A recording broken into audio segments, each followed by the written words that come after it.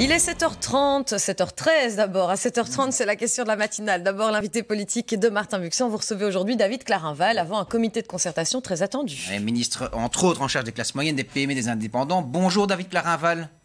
Bonjour. Alors vous êtes avec nous par liaison digitale parce qu'effectivement, d'ici quelques minutes, va commencer un conseil des ministres restreint et puis il y a ce fameux comité de concertation dont on parle beaucoup déjà depuis 6h30 ce matin. Vous allez le préfacer avec nous. Peut-être quand même d'abord sur le contexte un mot. C'est quoi au niveau du contexte sanitaire, pardon, les chiffres, ils disent quoi au jour d'aujourd'hui, David Clarinval ? Mais écoutez, dans le dernier rapport des virologues que nous avons reçu récemment, on constate évidemment qu'on est sur un plateau depuis quand même plusieurs mois maintenant, depuis quasiment le mois de décembre.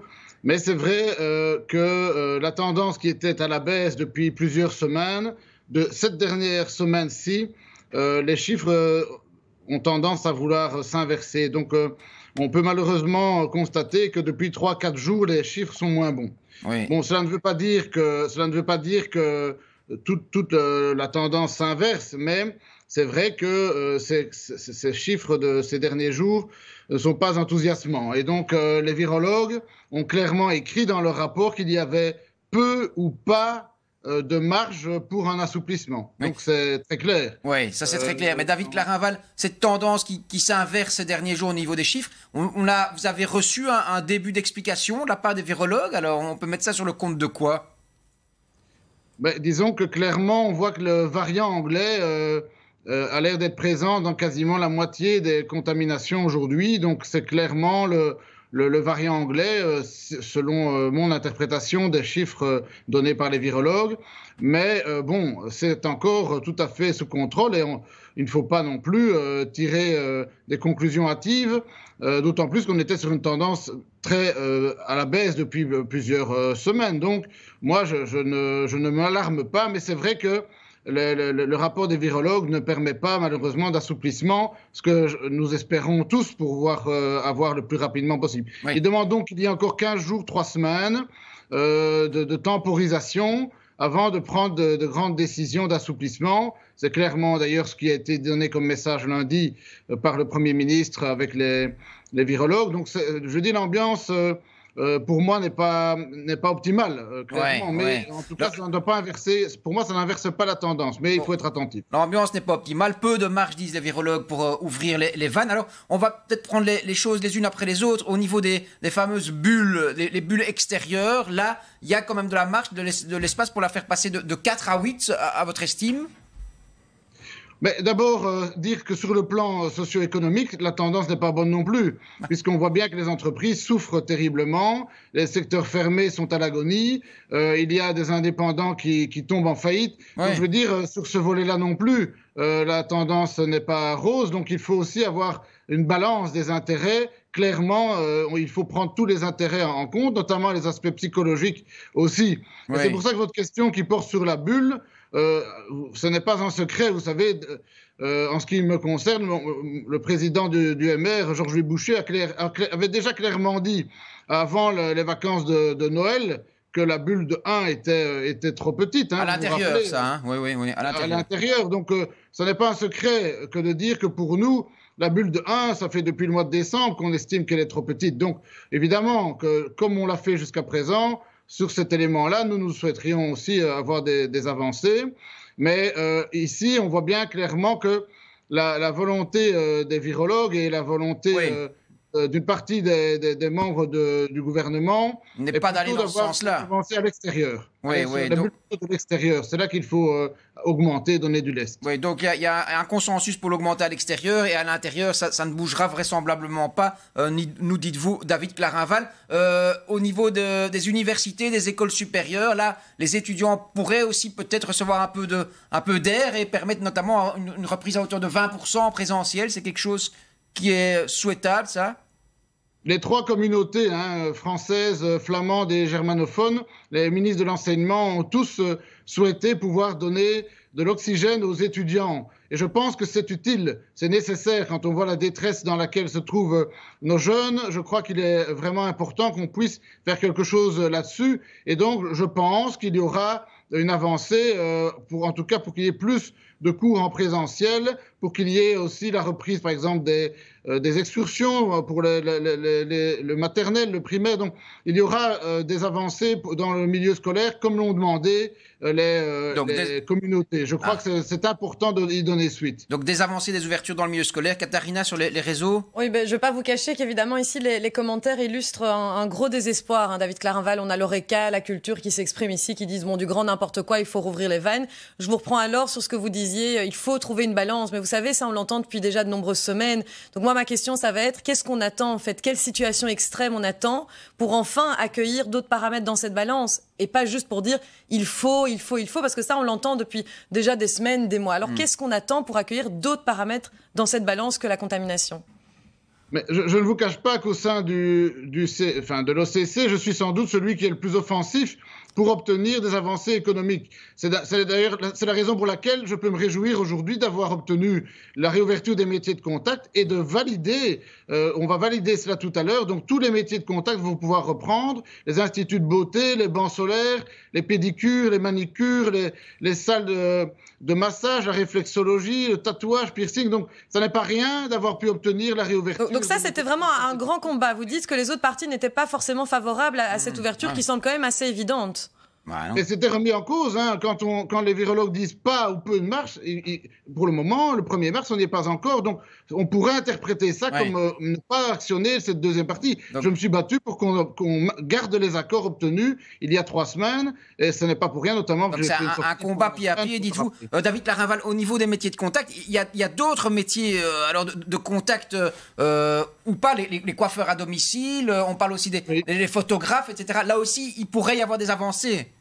Voilà, donc moi, en plus de ce que j'ai obtenu il y a quelques semaines déjà, je vais demander que l'on puisse avoir quelques assouplissements dans des secteurs ponctuels, dans les métiers de contact, pour rester bien dans le scope. Par exemple, les photographes. Vous savez que les photographes qui font des photos dans les familles ne peuvent pas faire des photos à moins d'1,50 m. Et donc, c'est très difficile de faire le portrait d'un bébé ou d'un couple à moins d'1,50 m. Donc, il faudrait pouvoir faire sauter cette barrière. On a aussi le travail à domicile. Les coiffeurs peuvent reprendre, on l'a tous vu, mais pas les coiffeurs à domicile. Donc, je trouve un peu dommage que l'on n'ait pas cette possibilité. Donc, je vais demander que l'on puisse aussi autoriser les coiffeurs à domicile. Il y a également, par exemple, on a une étude scientifique maintenant qui démontre que les jacuzzis privatifs, quand ils sont pour des bulles privées dans des centres de bien-être, pourraient également, grâce au chlore, grâce aux mesures à la chaleur, le virus ne se propage pas. Donc, il y a des avancées potentielles. Bon, les jacuzzis, mais on voit que c'est vraiment élément par élément qu'il faut aller les chercher. Si on prend un peu plus de hauteur, tout ce qui est Horeca et secteur culturel, David Clarinval, qu'est-ce qu'on peut leur dire aujourd'hui ce matin? Mais déjà, si on peut obtenir la bulle de 10 à l'extérieur, il y a aussi d'autres secteurs qui vont pouvoir reprendre. Je pense, par exemple, aux coachs sportifs, à la gymnastique, yoga, ce genre d'activités pourront reprendre en partie à l'extérieur dès le 1er mars. Ce serait déjà aussi une avancée, ce qu'on a également demandé, évidemment. Mais alors, pour ce qui est de l'Horeca, soyons clairs, nous avons clairement dit, en ce qui nous concerne, que nous souhaiterions que l'Horeca puisse recommencer au printemps. Vous savez, on l'a annoncé. On reste sur cette ligne. Le printemps, c'est le 21 mars. On peut considérer le début avril. Donc, nous, on aimerait bien pouvoir donner un message aussi à l'Horeca, début avril, par exemple. Mais ça reste à discuter. Et donc, pour le moment, il n'y a toujours pas nécessairement d'accord. Donc, on va tenir cette ligne-là, donner des perspectives pour qu'il y ait un paquet au début avril, par exemple, avec des mesures dans la culture, dans l'Horeca. Mais évidemment, il faut qu'on soit certain que ces chiffres qui remontent ne sont pas le début d'une troisième vague. Donc, donc on est obligé d'être prudent. Tout reste quand même fort incertain. Dites-vous, David Clarinval, est-ce que vous n'êtes pas lassé de devoir sans cesse palabrer avec l'autre versant du gouvernement fédéral qui finalement est complètement dans d'autres orientations, notamment votre collègue ministre de la Santé, Frank Van Den Broek? Mais disons que moi, je vois la détresse des indépendants. Je vois tous les jours, en tant que ministre indépendant, je vois les entreprises dans mon cabinet tous les jours. Donc, je mesure bien la détresse. J'aimerais évidemment pouvoir aller plus vite. J'aimerais pouvoir donner plus d'espoir. Mais je dois aussi être responsable et je ne peux pas non plus dire des choses que je ne pourrais pas obtenir. Donc, il faut bien se rendre compte que chaque avancée, on l'obtient au terme de débats qui ne sont pas simples. Je vous parle tout à l'heure des photographes ou des coiffeurs à domicile. Ça n'est pas acquis, hein, donc je vais devoir demander chaque élément. J'espère qu'on pourra les obtenir. On peut comprendre que dans un gouvernement, on soit attentif à plusieurs aspects. Il y a le volet épidémiologique et le volet économique, sur lequel je suis très sensible. Il y a le volet psychologique. Et donc, il faut pour moi un équilibre entre ces trois volets. Et c'est pour ça que malgré que les virologues ne sont pas enthousiastes, on va quand même obtenir des avancées sur les métiers de contact. Donc ça, je me réjouis. Mais vous avez vu quand même comme nous, David Clarinval, toute la semaine, des jeunes se sont rassemblés un peu partout. Les mesures, les digues, elles sautent quand même les unes après les autres. Est-ce qu'il n'y a pas quand même un risque de voir un décalage de plus en plus important entre les décisions qui sont annoncées par votre comité de concertation, votre gouvernement, et puis la réalité des faits? Quand on voit que même les présidents de partis annoncent qu'ils ne savent plus respecter les règles qu'ils édictent eux-mêmes, il y a quand même un risque là, non? Oui, je pense que les politiques doivent montrer l'exemple et ce n'est pas en donnant ce genre de message. Ce c'eût été préférable, par exemple, que M. Nollet nous aide quand il était question au sein des débats d'élargir la bulle à Noël. Je crois que c'était plus utile de débattre dans le gouvernement qu'à l'extérieur. Mais bon, voilà. En attendant, oui, c'est vrai que la pression est terrible. C'est pour ça que chaque avancée que nous obtenons, j'espère qu'elle est utile.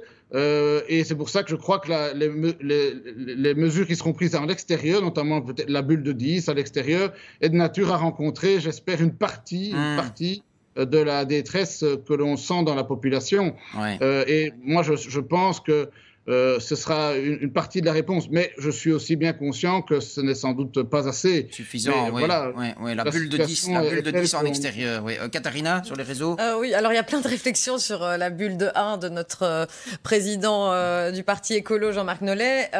Et donc cette question, en fait, si vous n'obtenez pas ce que vous souhaitez aujourd'hui, que seraient prêts à faire les libéraux? Parce que vous dites on propose, on espère qu'on va recevoir. Déjà, on reçoit de qui? Et si on ne reçoit pas, qu'est-ce qu'on fait? Non, moi je vous ai fait part des avancées qui sont potentielles. Je vous parle aussi de ce que je demande en tant que ministre des Indépendants pour les photographes, etc. Les bulles, j'espère qu'on aura des avancées. Donc avant une réunion, je vous fais part de ce qui est sur la table. Je ne peux pas préjuger des décisions qu'il y aura lieu. J'espère qu'on aura le maximum de décisions consensuelles et que l'on pourra présenter un bilan positif ce soir. Voilà, c'est clair. Et en tout cas, en ce qui concerne le métier de contact, c'est pas une proposition. C'est publié au Moniteur depuis déjà 15 jours. Donc ça entrera en application. C'est ça ce que vous dites sur les métiers de contact. Donc il est hors de question qu'on remette en cause une décision qui a été prise. Oui. David Clarinval, ça c'est pour tout le chapitre des réouvertures, mais à côté il y a le chapitre des aides. Et là, comme on voit que ça ne va pas rouvrir ici d'une semaine à l'autre, il faudra peut-être aider davantage ou encore plus longtemps certains secteurs. Et là, les poches de l'État, il y a encore de l'argent dedans, pour le demander un peu platement? Mais je vais vous parler des aides pour lesquelles je travaille personnellement. Donc, les doubles droits passerelles est prolongé jusqu'au mois de juin pour tous les secteurs fermés. Donc, c'est de nature à rassurer celles et ceux qui craignaient, parce que c'est vrai que jusqu'à présent, il fallait décider chaque mois. Donc ici, le principe, c'est que vous avez droit, si vous êtes fermé à la double passerelle, elle est maintenue.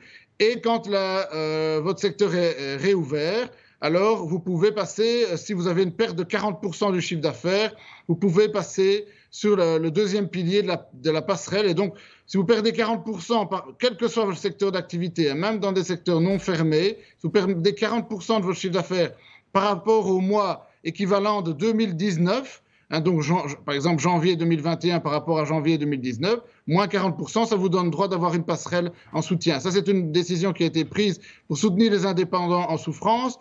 On a aussi décidé de supprimer pour l'ORECA la cotisation AFSCA. Vous savez que c'est entre 50 et 3 500 €. Et donc, c'est une décision que j'ai prise, c'est de supprimer cette cotisation AFSCA pour l'année 2021. Il n'y aura donc pas la cotisation. On a aussi une règle de cumul qui permet maintenant, si vous avez par exemple une pension ou si vous avez une allocation de handicap et que vous êtes indépendant et que vous êtes fermé, la passerelle va pouvoir vous donner une compensation pour que vous puissiez cumuler ces deux allocations jusqu'au plafond de la passerelle. Donc, dans le secteur des indépendants, on a apporté encore récemment ces mesures nouvelle. Mais est-ce que ça suffira à éviter, je vais y arriver, une vague de faillites? Parce qu'on voit des panneaux un peu partout sur des commerces à remettre, etc. On les voit dans les rues, je veux dire, ils sont là. Donc, pour vous, ministre en charge, c'est quand même cruel, quoi, j'imagine. Mais écoutez, je vous avoue que ce n'est pas la période la plus facile de ma carrière. Quand je vois la détresse des entreprises, moi, ça me fend le cœur. Et c'est pour ça qu'on fait le maximum pour les aider, qu'on va aller le plus vite possible pour les ouvrir. Mais voilà, il y a des contingences que l'on ne maîtrise pas toujours. Il faut un équilibre. Mais je ne vous ai parlé que de mes mesures, mais mes collègues, que ce soit le ministre des Finances, pour la TVA, pour les impôts, pour le ministre Van den Broek pour le NSS ou le ministre Dermain pour les assurances, ont également pris des initiatives dans leur secteur pour aider les entreprises. Moi, je vous ai donné les aides spécifiques pour les indépendants. Merci David Clarinval d'être venu avec nous sur LN24 préfacer ce fameux comité de concertation qu'on suivra évidemment avec attention sur notre chaîne dans toutes nos éditions. Merci à vous. C'était l'interview politique à 7h30 et dans un instant, c'est la question de la matinale et on se demande précisément ce que suggèrent nos experts après les différentes mobilisations de différents secteurs. On en parle avec un expert qui est plutôt pour les assouplissements, un qui est plutôt contre. Ce sera juste après une courte pause.